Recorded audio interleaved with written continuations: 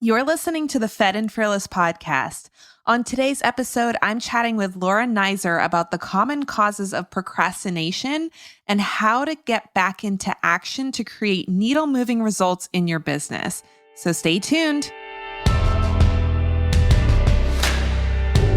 Welcome to the Fed and Fearless podcast. I'm your host, Laura Schoenfeld, a registered dietitian, nutrition business coach, and online entrepreneur with over 10 years of experience in online business. And I'm here to show you everything I've learned about creating a life and a business that nourishes you. On this podcast, we'll talk about the lifestyle habits, practical strategies, mindset shifts, and leaps of faith required to build a healthy body, a powerful mind, a strong spirit, and a successful business. Hey there, welcome back to the Fed and Fearless podcast. I'm Laura Schoenfeld, and I'm so excited that you're here with us today. We have a really great conversation for you all about how to stop procrastinating.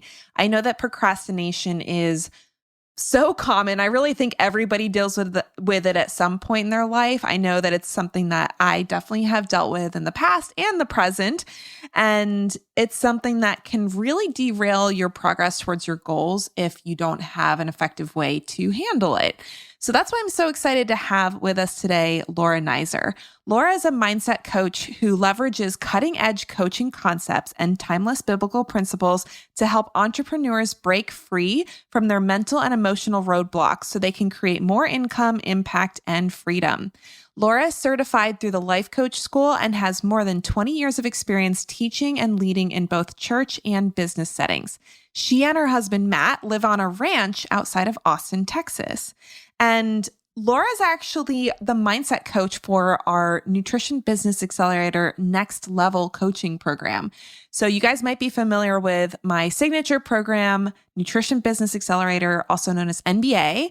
And we actually have a next level coaching program that takes what people learned in the NBA program and helps them apply it and scale it. So we focus on team building and launching and group program design and just all the things that can help take a business owner to six and multi-six figures and beyond in their business and not have to work as much as they might have had to do if they were just working on their own. So that's what we really focus on inside of the NBA Next Level program. And Laura does monthly mindset calls for our group where she helps them walk through a model that allows them to see the thinking that's creating the results in their business and allows them to change that thinking pattern to get better results. So I love having Laura in that program. I know that our students love her coaching as well, and it makes such a big difference for them as they work to implement the things that they're learning about business and marketing. So it was such a pleasure to have Laura on the show with us, and I know you're going to learn so much from our conversation. So without further ado, here is Laura Naiser. All right, everybody. Well, I am so excited to have with us today, Laura Naiser. Welcome to the Fed and Fearless podcast, Laura. Thanks, Laura. I'm so excited to be here.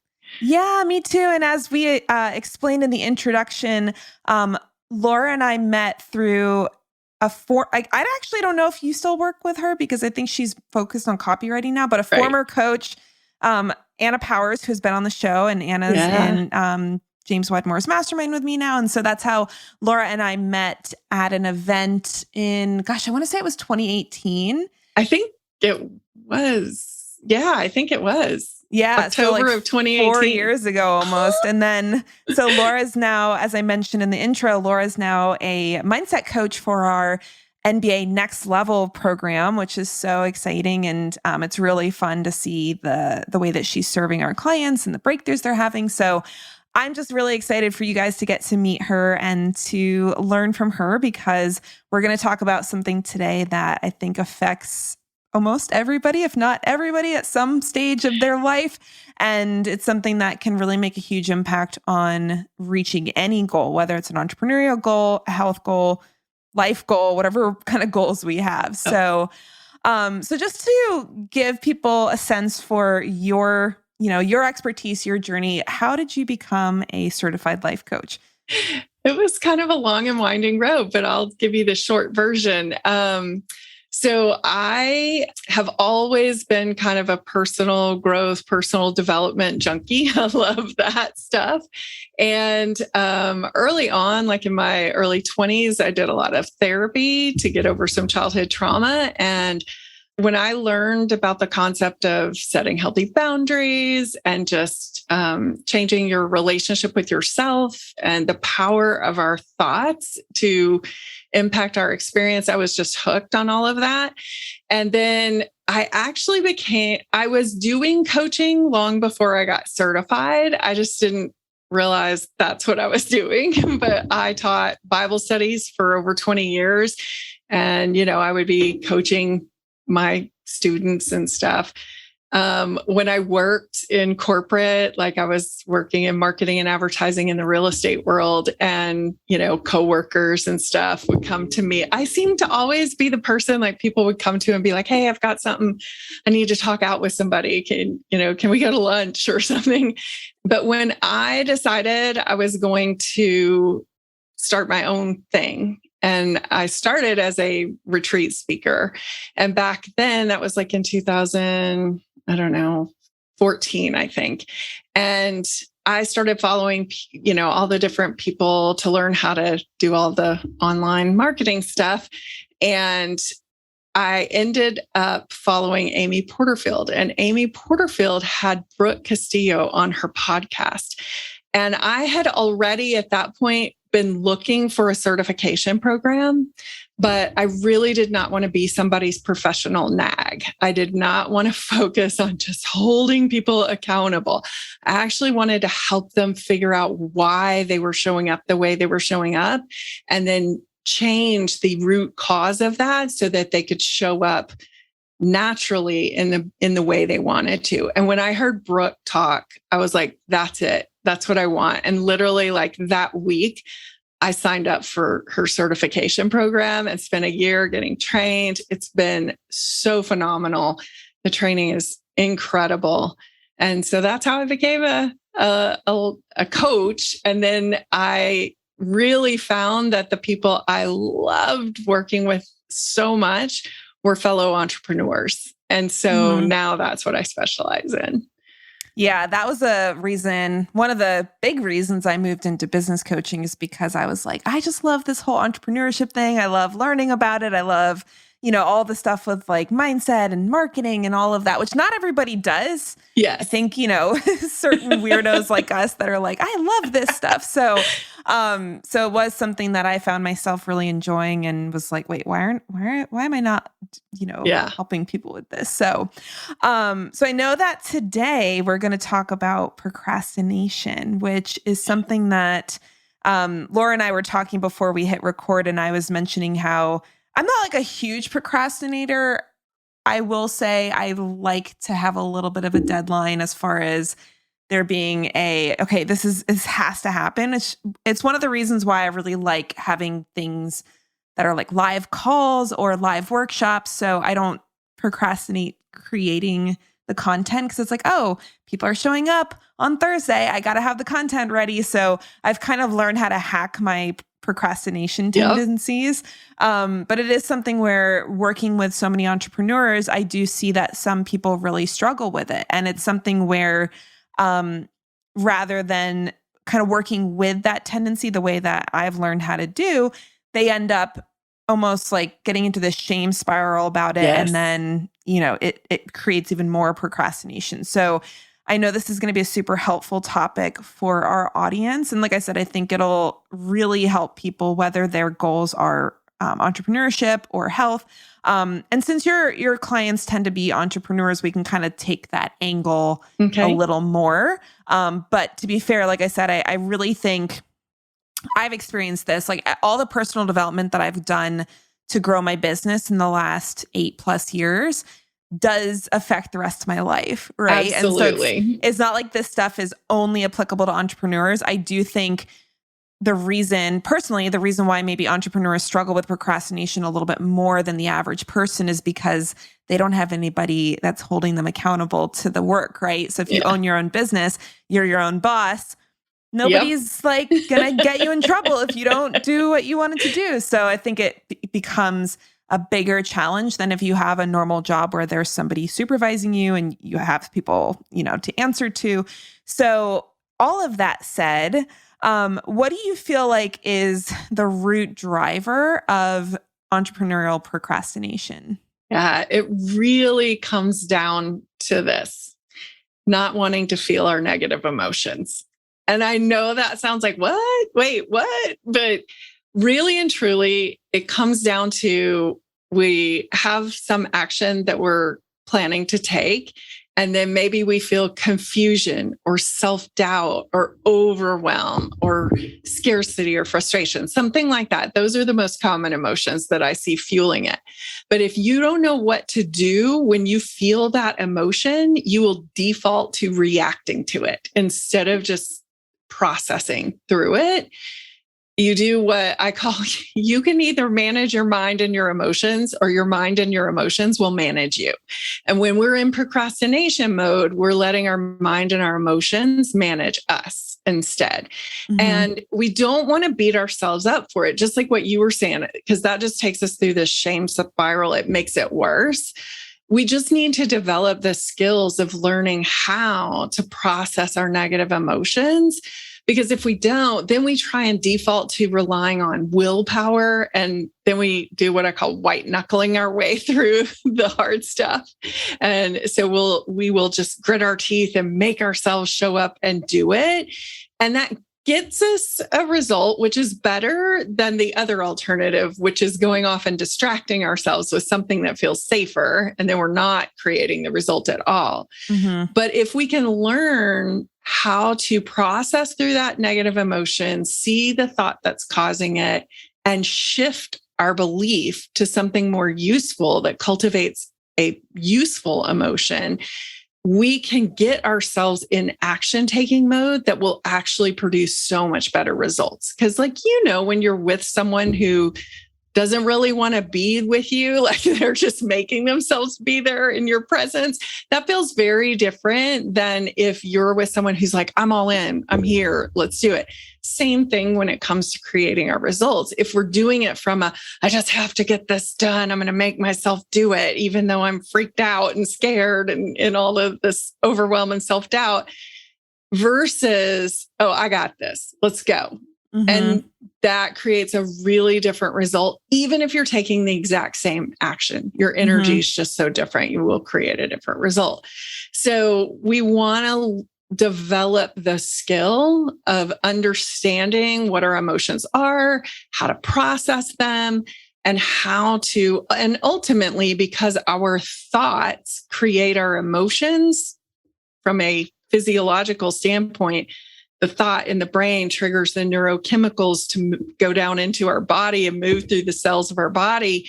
And that's all an emotion is these chemicals flowing through the cells of our body, making them vibrate. We always hear people talk about, I just got a bad vibe off of someone. That's where that language comes from, because emotions are just like energy in motion in our body. It's that chemical stuff. And if we can realize that, our emotions are not going to kill us. Resisting our emotions is what causes us to have negative impacts on our health, our blood pressure going up and all that kind of stuff. But ultimately, if we can find the thoughts that are causing those negative emotions, poke holes in those thoughts and shift them to something more useful, you're golden. Mm-hmm. And ultimately, when we have these collection of thoughts and we hear ourselves saying, well, I am someone who wants to get it perfect or don't do it at all, we have the identity of a perfectionist. And if we're someone who says, well, who am I to be doing this, we have developed the identity of an imposter syndrome. And if we are telling ourselves, oh, I just never finish things I start, we create for ourselves the identity of a quitter. Now, we generally don't call it that. That's way too blunt for most people. we will say, I have shiny object syndrome. That sounds so much nicer than I quit. And so it's these kinds of identities that kind of run in the background under our conscious awareness, usually most of the time, that fuels these emotions like overwhelm or resistance or self-doubt, things like that, that then we don't know what to do with those emotions. And we're off scrolling social media, we're off looking at Netflix. We may be doing other things in our business, but they're not the needle moving, result creating actions. They're like filtering through our inbox and stuff like that feels safe. So basically, you've got to be able to find that ultimate root cause, which is those limiting beliefs. Yeah, it's funny you mentioned the perfectionism thing, because that's what I was kind of thinking about when you were talking about finding the root emotion of it. Because for me, I don't think I struggle so much with I guess occasionally imposter syndrome, shiny object. I don't think quite as often. I mean, I certainly get, well, not lately, because honestly, after 8+ years of running my own business, it's like, I don't want to just keep doing new things all the time because it's exhausting. So you kind of get to a place where you're like, actually, it's so much easier to just stick to one thing and not keep starting new things. So I'm going to go with the easier thing. But for me, I think the perfectionism one has definitely been a driver of procrastination in the past. And it's really interesting because the last 6-7 months of being pregnant and being tired and brain foggy and not feeling like I have my normal level of energy to devote to my business or really anything at this point, it's kind of been an interesting experience because it's really caused me to drop the whole perfectionism thing, because I'm like, I literally don't even have the capability to do things quote unquote perfectly right now. And I will say, excellence is one of my core values in not only life, but my business. And so I want to create excellent, teaching, coaching, all the stuff that I'm creating for my clients. But there was this moment where I kind of realized that I'm not going to be performing at the level that I would normally be not pregnant. And I also realized even performing at 70%, 60% of what I'm normally capable of is still really valuable for people. Yes. So that's been a really interesting experience, because I think for a while I was a little freaked out when I first got pregnant, and I felt terrible and I was exhausted and I was just nauseous all day.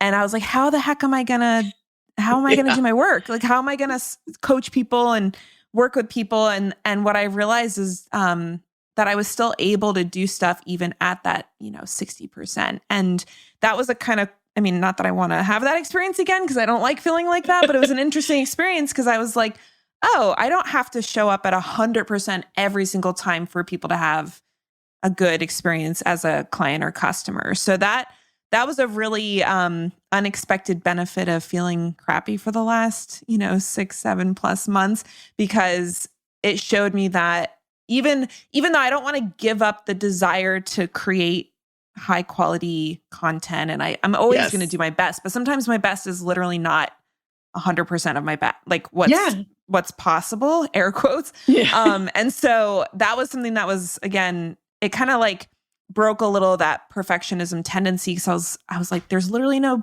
I can't do it. I literally can't do it at 100% right now.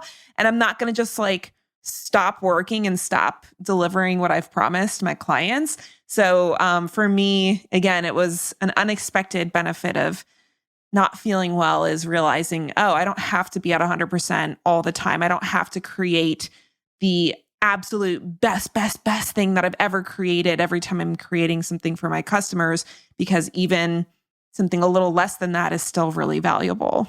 Yes. And I think you're bringing us to be able to talk about the difference between excellence and perfectionism, because we can have excellence and it not be quote unquote perfect, because let's face it, perfect is like the mirage we can chase all across the desert. Perfectionism is the difference, really is in your case, you're looking at this is the result I want to get my people, my clients and my students. This is the result I want to get for them, help them learn this concept at this level.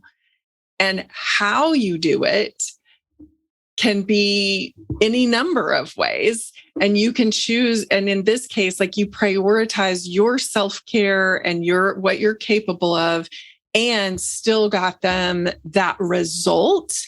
And maybe it wasn't with, like, I'll use me for an example. This week I did my Stop Overthinking workshop, and this was the first time I did it. And so I was thinking, okay, I'm going to do my normal pretty slide deck and all of that stuff. Well, I have had surgery and I'm in physical therapy. I had ankle surgery, and I had a really tough physical therapy session that morning on the day that I was going to put together the slide deck. And I was in a lot of pain. And I decided, you know what? Let me look at my reasons why I think I need to have this polished slide deck. And it was all about my ego.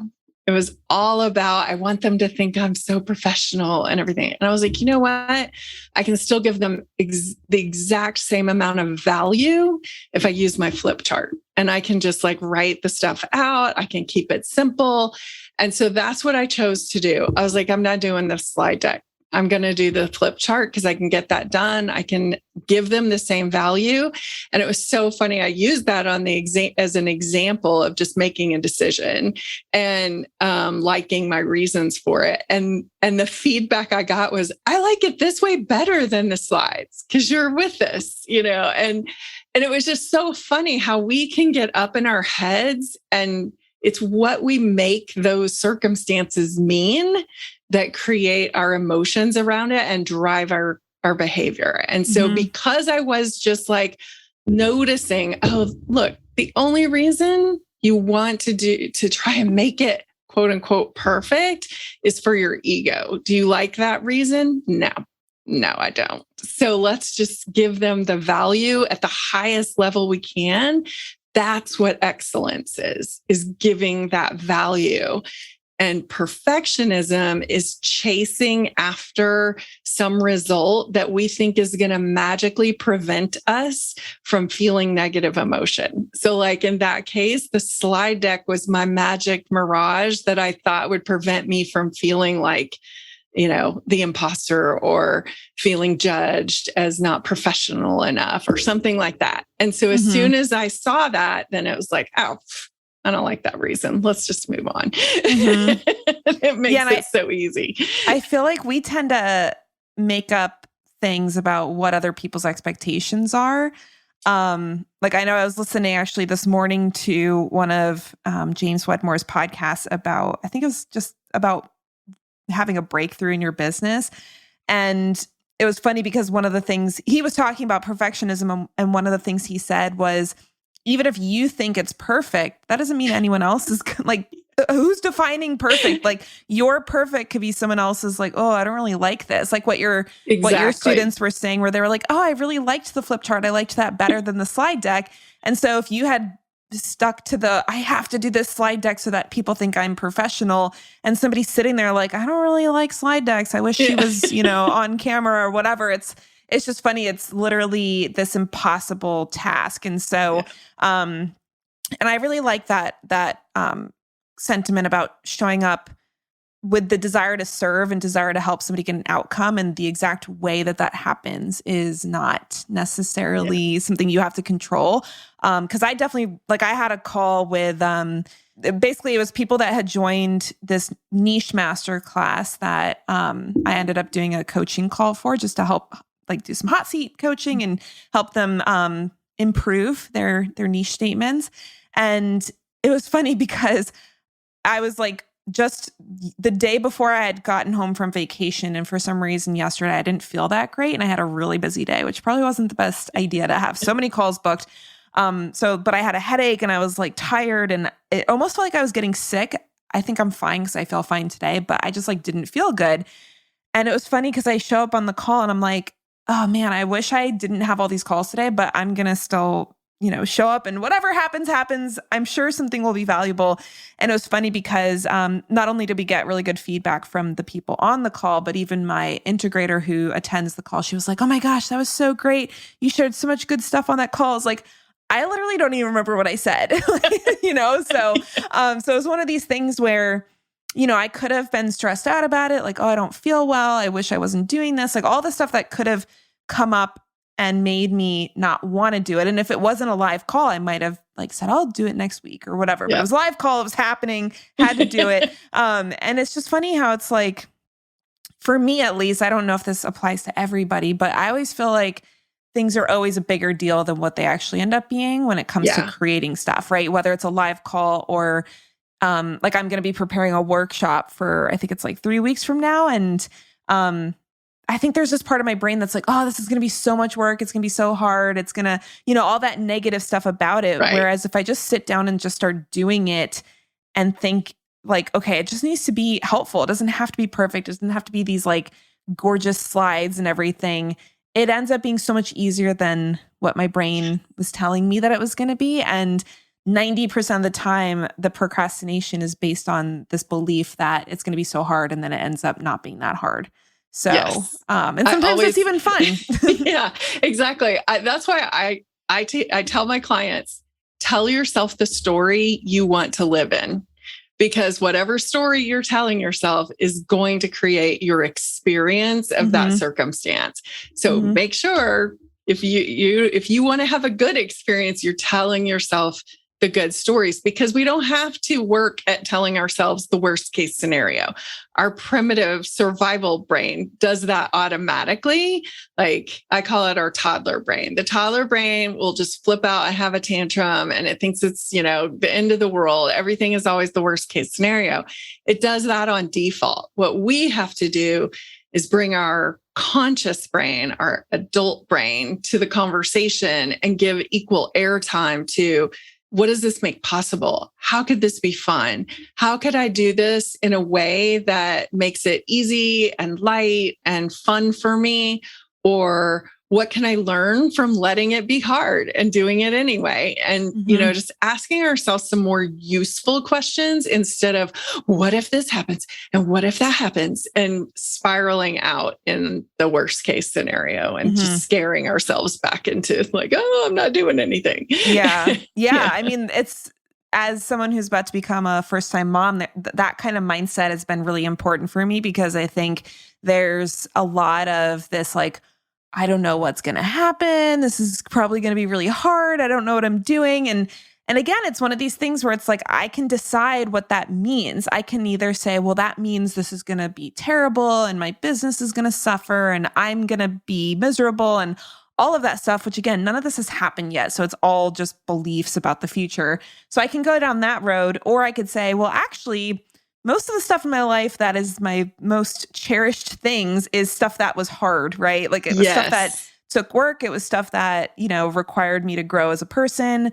It required me to change as a person. And so the thought that parenthood is going to cause me to grow and change and, have different challenges, in theory, is actually a good thing. And maybe there's going to be some really good benefits and blessings that come from it that I can't even imagine right now because I haven't gone through it yet. So it's one of these things where, again, it's not happened yet. At the time of this recording, I think maybe by the time this publishes, I will be in it.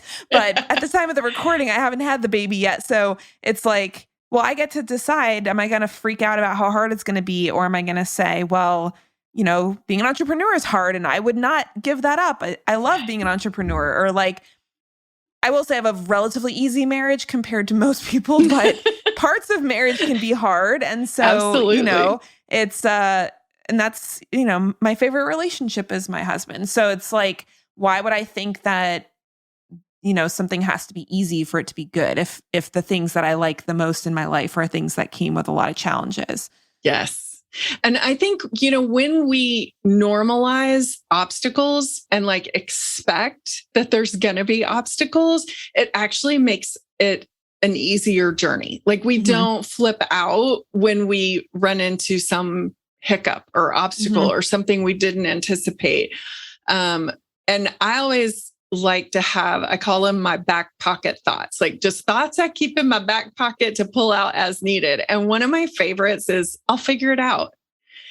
And that is like building trust in myself that I can handle whatever comes my way. And when you have some thoughts like that really anchor your relationship with yourself, and our relationships are just the thoughts we think about the person we're in a relationship with. So if it's a marriage, it's the thoughts you think about your spouse. If it's your relationship with yourself, it's all the thoughts you think about yourself. And if I am cultivating the kind of compassionate relationship with myself that also encourages me to grow and not shy away from trying new things and being willing to fail at it. That for me was one of the biggest shifts for me in radically reducing the amount of procrastination I have in my life, was learning to shift my relationship with failure and what I was making failure, quote unquote, failure mean. And when I shifted that to, I just didn't get the result I was going for, instead of tying it to my self-worth and making it mean I'm a failure because I didn't get that result I was going for, I experienced so much more freedom to just let myself experiment, which as an entrepreneur, we have to experiment and we have to be willing to risk failure. Otherwise, we just hide and we play really small. And I spent up until this past year doing that in my business. I was playing small and safe because I would make failing mean such horrible things about myself. And I would treat myself so horribly when I didn't get the expected result that then I had no tolerance for failure. And so therefore I would just procrastinate and fail ahead of time by not taking action. And so for me, like when I learned, I can just change my relationship with what not getting that expected outcome means. And as long as I don't make it mean anything about my self-worth, let's go. Let's try it. Let's do it. And if I fail and fall flat on my face, then I'm a Christian. And so one of my beliefs is that even if I fall flat on my face and make a total fool out of myself, somehow or another, God's going to work that to good, either to my good, to someone else's good. It's all going to be fine. It's going to be good in there somewhere. And it's okay. I can just feel embarrassed for a little bit and move on. I was at the life coach school, had their first big conference since COVID. And I was there and we were taking photos at the photo booth, and I'm on a knee scooter right now because I can't walk. And so I scooted up there, took my picture, and then there were a lot of people milling about. And so I was focused on navigating through the crowd, and I did not see a cord taped to the carpet. My scooter's wheels hit that cord and stopped immediately, and my momentum threw me right over the handlebars. And I mean, crashed in the most spectacular fashion. There was a time where I would have been so mortified. I would have gone and hid. I would have beat myself up about that. Oh, you're so clumsy. Da, da, da, da. And this time I was just like, did I break my hands? Because I really cannot afford to lose 2 more limbs. And they were really bruised, but they weren't broken. And so I'm like, nope, we're just going to get up, dust ourselves off and move on, go get my seat and carry on. It's fine. And changing our relationship with what we make, quote unquote, failures or mess ups or mistakes like that mean will keep us from procrastinating because we won't be afraid of it. We'll be willing to show up bigger and try things. Yeah. Yeah. I feel like for me, a lot of it would be, that desire to look good in front of other people. Not in the sense that it's like, I don't need to be like posing in front of a Lamborghini or something, or, like renting a G6 or something to take photos on. But it's like, even with the excellence thing, I have to be really careful that it's not just because, oh, I want people to, clap for me or something Yes. or, admire me, as opposed to being like, no, I want to create excellence because I want to honor the investment if they've made, money Yes. investment, time investment, that kind of thing. And it can be hard because I think it's, a lot of us, if not all of us, have these tendencies of maybe some unhealthy motivators for our actions. Yeah. And it does create that either I'm going to do it perfectly or I'm not going to do it at all, because Yes.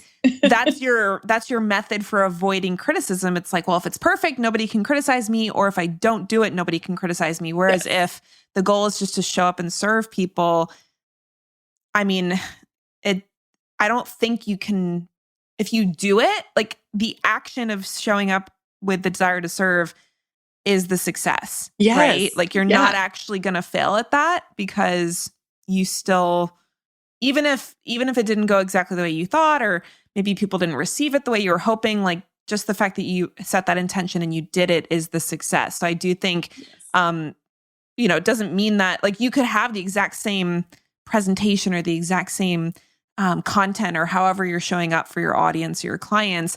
It could look exactly the same to an outside observer, but I think the way that you experience it and the way that you're being motivated to do it can then affect not only how you show up, but then how you assess how it went. How you evaluate it after the fact. Yes. I agree 100% on that, because one of the tools that I always use in coaching, in the life coach school, we use the self-coaching model. It's your circumstances trigger your thoughts create your feelings drive your actions create your result. And I always say, like, whatever you put in that T line, that thought line, is going to show up in the result line. There's always a connection there.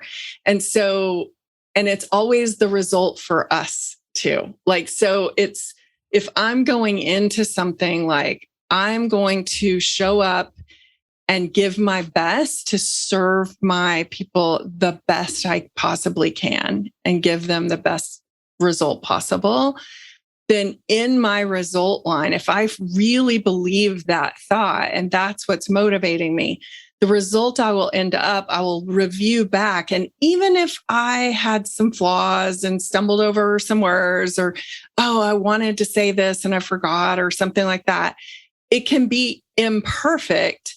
And yet I can still look and I will see, like, yeah, I showed up as the best I could in that moment with a heart to serve. And that's where and people connect with that. They can tell when you're up there showboating versus when you're there serving. And that's where I think it helps them to settle in and be more open when they can tell, like, your heart is in it to give them something that matters. And that helps them feel safe in opening up and receiving that. And it's like a really beautiful exchange of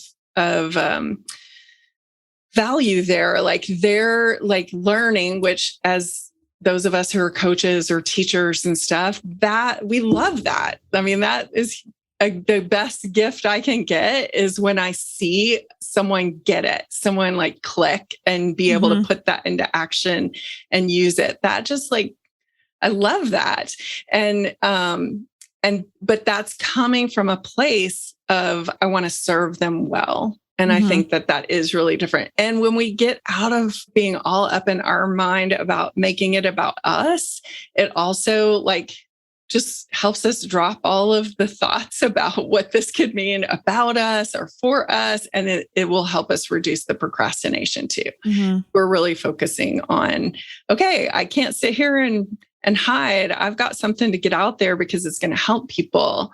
Then that will help you want to take the action, and you won't have to white knuckle your way through, oh, I've got to make myself do this. Yeah. Well, and I feel like it also totally reframes any sort of criticism that you get. Because as much as me and my team always want to perform at our peak and serve our clients at the best that we possibly can, we still have people that are unhappy sometimes. And I mean, we try to minimize that, but it still happens. And I will say, like, it's been a learning process for me to not take that stuff personally, especially because of the effort and energy and intentionality we put behind how we serve people. But when it happens, I'm always trying to kind of remove myself from the equation and look at what was the process that created that result for that person. And if the goal is to serve our clients as amazing as possible, and again, we're always growing and learning. Right. If somebody has a criticism or a frustration, or they're not happy about something, myself and my team can look at it and be objective about it and say, okay, like maybe there is something we need to change for that to not happen again. Even if it's just procedure, like, operating procedures that we have in our business that, if someone's like, oh, I didn't realize I wasn't going to keep the content forever, like if I left this program. And so, if you're in that people-pleasing perfectionism type of mindset, you might be like, oh, they're not happy. And now I need to like change my program and I need to give them access forever. And that's because that's what they want. Like that would be kind of an unhealthy response that then creates this like anxiety around doing it wrong. And next time you're like afraid to sell because you don't want to like potentially run into that in the future. Or you can say, okay, clearly there was some kind of communication error here, and we want to make it right, and also not just like be doormats for people. Right. And so, let's figure out how we can fix it. And then for the future, let's figure out how do we make this from a policy perspective really, really clear for people so that we hopefully avoid this happening in the future. And of course, we can't guarantee it's going to be avoided, but we can learn from a complaint in that kind of situation and say, okay, well, if our goal is to serve our clients at the highest level possible, that doesn't mean we have to change how we deliver our content. It just means maybe we need to look at, how do we onboard people, or how do we communicate with people, or how do we make sure that they have these policies available so they can review them. And so I do think when you're not making it mean something about you, if somebody's unhappy and, operating in that value of, I want to have excellent customer service. So like, what do we need to do differently next time to not let this happen? Because I don't want people to be upset. Yeah. It definitely takes the emotion. Well, not 100%. I'm still working on that. It takes a lot of the emotion out of it. It helps recovery faster. Yes. And also it just helps you make a better service for your customers. So it helps you make strategic decisions instead of reactionary decisions. And I think that makes a huge difference. And it's what those of us from the life coach school would call letting them have their model, and recognizing like all of my actions, my procedures, the way I communicated, all of that stuff are their circumstance. And that triggers their thoughts, emotions, actions, and their result. And so I can look at that and go, okay, I put my model up in their circumstance line. And then I can see like, oh, is that how I want to be showing up? Which is, just a different way of saying what you just said. And it allows us to, just detach and become more strategic in how we're thinking. And we recognize like their model is still theirs to own. That's their responsibility. And yet I can look at it and go, oh, I can see how maybe we could have been clearer in this, or I want to change how I do this policy or procedure or whatever. And we can make some decisions that then create better results for us. And then it becomes the kind of trigger that we're okay with being in someone else's model. And it's also a way for us, we can use that. A lot of times, if you're suffering from imposter syndrome, that comes from not owning like your actions, your accomplishment, your model, that becomes the person's C. Like if you're trying to, like let's say you're an entrepreneur and you need to sell your services.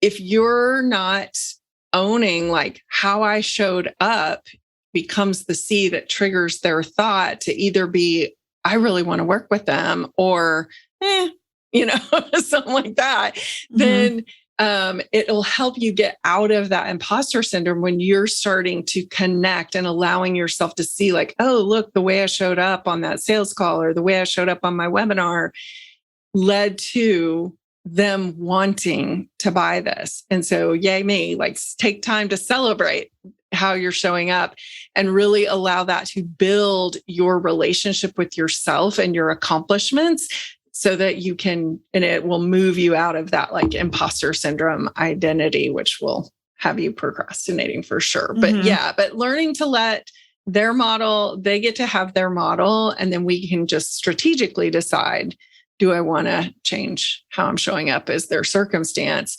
rather than people pleasing, which is trying to control their thoughts and emotions with our actions. Never works. Yeah. Well, and I will say, I've been creating courses and running programs since I think like 2015 or something. Maybe it was 2014. I can't remember when our first group program was run, but I've had some positive feedback from our NBA students where it's kind of this funny conundrum where they're like, oh my gosh, NBA is so good. And that like puts all this pressure on me to make this like really well-run course. And I'm like, listen, this is, just with NBA, at least at the time of this recording, I think we're in our 5th round or something.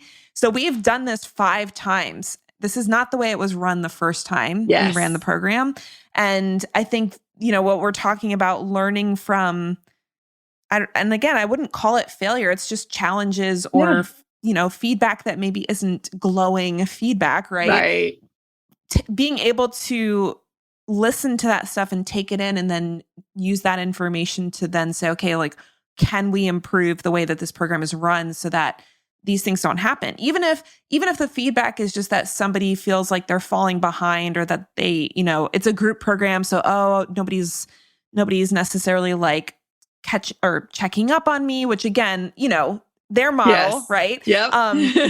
But so then we're like, okay, well, how can we make some adjustments to the program so that it feels as connected as possible? So then we're making those improvements. And that's what I always say to my students. I'm like, listen, I love that you think NBA is amazing. That definitely makes me happy. And also do not think that this is like what your first round of your program is going to look like. Right. Because we have refined this program over the course of a couple of years now, using the feedback that we're getting from students, and not all of it's always 100% positive or, oh, this is amazing, everything's perfect kind of feedback. And I've also learned from previous courses that I've created and also courses that I've been in that I'm like, I didn't like that, I did like that. So it's all information that then can create a better service for clients and customers. And so I think the big challenge I see with procrastination is you're actually delaying the learning process to make the best thing possible. Yes. Like if you're waiting to fully know exactly how to create something, you're actually not getting that really important feedback, positive and negative, to then inform the next iteration of the service that you're offering. So I feel like, not that I want to get a ton of negative feedback, but it's like, every time we've ever gotten any sort of complaint or frustration or somebody's like, this isn't working for me, we're looking at, okay, well, how do we make this even better so that, it's a better experience for people, knowing that there's always going to be people that struggle or have their own stuff going on. We can't control what their decisions are, what actions they're taking, but we can do our best to create the best possible support. And a lot of that comes from, we put it out there not knowing how it was going to work and got the feedback and then took it back and said, okay, now what do we need to do to make this even better? Yes.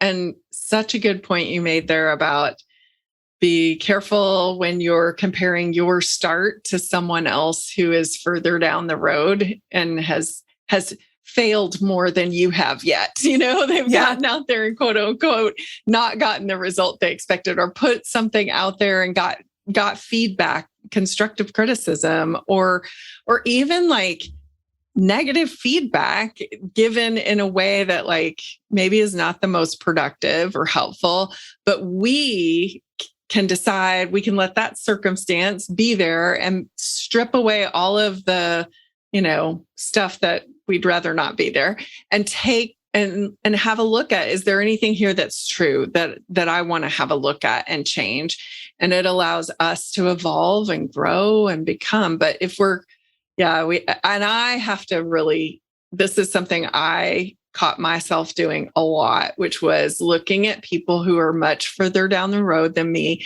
and thinking my first iteration is supposed to be like that. And then I was just completely like deer in the headlights, and I wouldn't go because I was like, I can't. And so telling myself I can't, I wouldn't. And as soon as I was like, you know what, I'm going to do my version. I'm going to let it be what it is for me right now and go.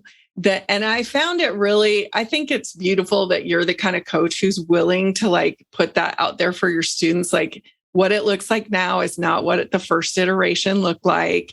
I think that's so helpful for us to hear that from our mentors. It gives us permission to start where we are and be okay with that and have our own back on that. And then know that, hey, we're going to grow too. We're going to grow and evolve. It's all part of the process. Yeah. Well, and I do think, having been doing this kind of stuff since 2012, when I was working for somebody else's business, the ability to make stuff even better now is so much higher. So when I was first getting started, tech was kind of, I don't want to say primitive, because it was like, 2012, 2013. It wasn't that long ago, but stuff just wasn't as pretty and polished, and, the tech was just really basic. And so there wasn't even the ability to make something that was that, beautiful. Right. So in some ways, starting 10 years ago was kind of, there was a little bit of an advantage, even though it was way more work, and like you had to hire coders and designers and stuff to create websites and courses and that kind of thing. The barrier to entry is so much lower now, but then those of us who have been online for a while, there's just so much more stuff that can make things look and function so much better, that when somebody's first getting started, they're seeing this like super built out, big team run type of thing. And they're trying to create that out of, it's just me and my computer kind of thing. So I will say we did have an advantage where, like, even websites, I'll look back at, there's a really funny tool called Wayback Machine. I don't know if you've looked at that, but if you go look at people's websites from like 5 to 10 years ago, you're like, oh my gosh, it was so bad. And because the stuff didn't exist. And so now it's like the bar is raised because of the tech improvements. But also, I think in a lot of cases, that stuff doesn't actually matter. Yes. Especially for beginners. And people tend to put all this pressure on themselves to have it look a certain way when, the actual content that they're delivering is the stuff that matters, and the way it looks is secondary. So I do try to remind people that, because I think it's really easy to look at, somebody who's been in business for 10 to 15 years and look at what they're doing. Because I'll sometimes feel that way too. Like when I see the kind of stuff that, my coaches, the ones that I've worked with, like both now and in the past, some of the stuff they've put on for events and, workshops and all this stuff. And I'm like, oh my gosh, this is so crazy. Like, it's so good, which I'm glad I'm paying for it. I'm like, this is amazing. How do I make something that good? And I think it's really easy to get into that mindset of like, well, mine will never be as good as them, so why bother? Right. But the way that I do it is different, and the type of people I work with it's different, and my experience is different, and my perspective is different. So, I might never have events like the way that James runs, or I've had other coaches run really awesome events. I might never have that, but that's okay, because maybe that's not the business that I need to create, and I can create my own stuff that is valuable in a different way. So I feel like it's really, really important for people to understand this, especially if they're in the beginning of their business, because as you were saying, it's really easy to look at what other people are doing and hold yourself to that standard when you don't realize that that person has been doing it for years. They have multiple people that are supporting them. Like, they have a bigger budget. They have, all of that stuff. Yeah, definitely. So, in the interest of time, I know that we could keep talking forever about this stuff. And I know you have a mini course that's free on your site about procrastination. And we'll definitely talk about that. But before we do you have any quick, like best tip or strategy for getting out of procrastination and back into action taking mode when you realize that you're in procrastination? Yes. So I'll give you my top 2 tips. So the first is balance. I want you to create a space of balancing grace for yourself with truth that you're telling yourself.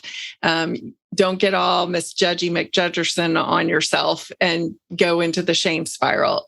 Instead, hold some space for yourself to just be curious, like, why am I over here watching Netflix when I said I was going to be working on my webinar or whatever it might be? And when you give yourself that grace, it makes it safe for your brain to reveal those thoughts you're thinking. So it makes it easier for you to wiggle those loose and then get yourself back into action taking mode by by seeing that and just going, oh, that's so not useful. That's not helpful right now. Here's what I'm going to do instead. So that's a great way to do it. The other big tip is use results-based scheduling.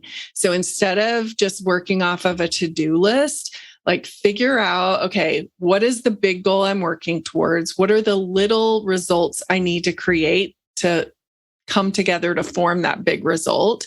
And pick, 1 to 3 big results you're going to do that week that you will know when it's done. Something will exist in the world that didn't exist before that gets you closer to creating that big result, and put it on your calendar for a specific time so that if that time comes and you're not working on it, you're very aware, I'm procrastinating, like totally no doubt about it. Or you have made a conscious decision. Like I was telling you earlier, I put on my calendar that I was going to work on that slide deck at a certain time. And when that time came, I was in too much pain and I just made a conscious decision. That's different than I'm afraid someone's not going to like this, blah, blah, blah. But I allowed myself to see all the thoughts of why I was about to white knuckle my way through making a slide deck. And so basically have your own back. And when you are putting things on your calendar at a specific time, it's just what I call a strategic circumstance. You're giving yourself that circumstance so that you can see what you're doing consciously, as opposed to if it's on a to-do list, you're like, yeah, I'm still got time this week. I'm still going to get to that. And we can kind of rationalize away or not be consciously aware we are procrastinating. And so those I think are my biggest tips. There's lots more in the free course, so I'll leave it at that. It's just for time's sake. Yeah. Well, and do you want to tell our audience a little bit about that free course? And we'll make sure this is linked in the show notes. Yes. So I've got, it's got 5 sessions and I created it. You can either watch the videos, I made it a private podcast as well, because I know I like to be able to consume training while I'm out running errands or going for a walk or whatever. So it's 5 sessions and we cover really why you're procrastinating and equip you with the tools to get yourself back into action with more joy and ease instead of the white knuckling. And it comes with a workbook that helps you apply the concepts to a specific situation you're procrastinating on. So you can actually apply it and get yourself back into action taking. And they can find that on my website at lauranaiser.com.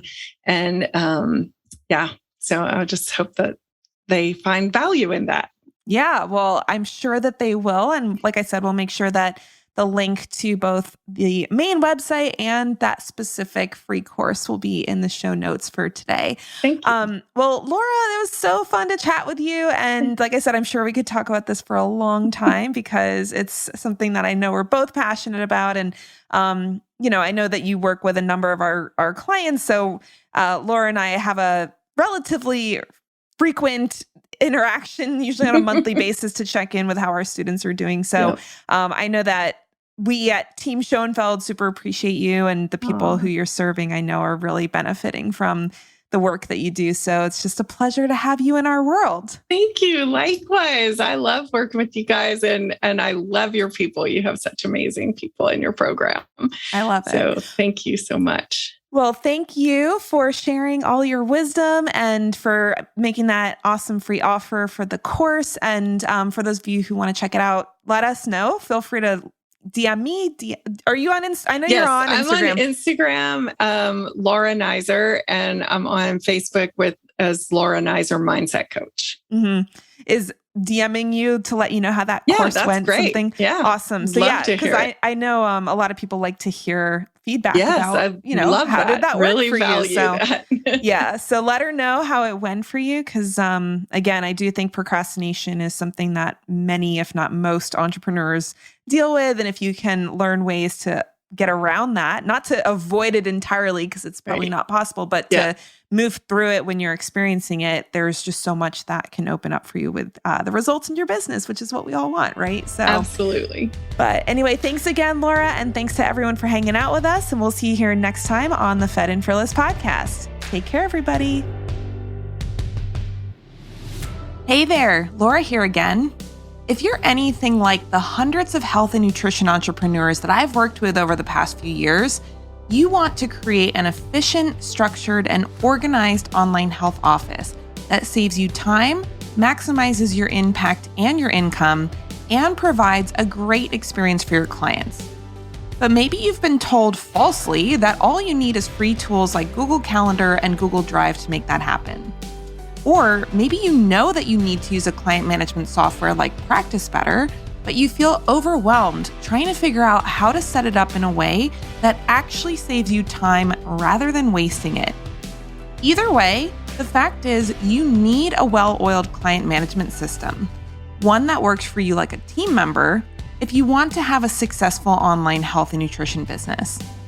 And in my brand new free training, I'm going to teach you the 6 essential steps to set up Practice Better for a more profitable and efficient virtual health and wellness business. I'll give you the step-by-step system for setting up your client management software that will get you out of the day-to-day admin work and back into the role of the high-level health and nutrition professional where you belong. I'll also show you how my client Jackie used these exact principles to help her make over $200,000 in revenue in her first full year of business, while also preparing to become a first-time mom. And by the end of this 60-minute training, you'll finally know the best way to create an efficient, structured, and organized online health office that saves you time, maximizes your impact and income, and provides an amazing front-end experience for your clients and customers.